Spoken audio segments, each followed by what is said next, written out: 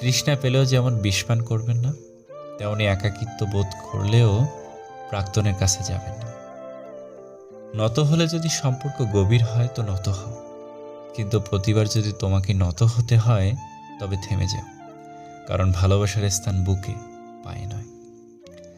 তারা খুব সৌভাগ্যবান যাদের খারাপ সময়ে হাতে হাত রাখার মতো মানুষ থাকে। নিজের স্ত্রীকে প্রচুর ভালোবাসুন, কেননা একটু ভালো থাকার আশায় সে আপনার কাছে এসেছে।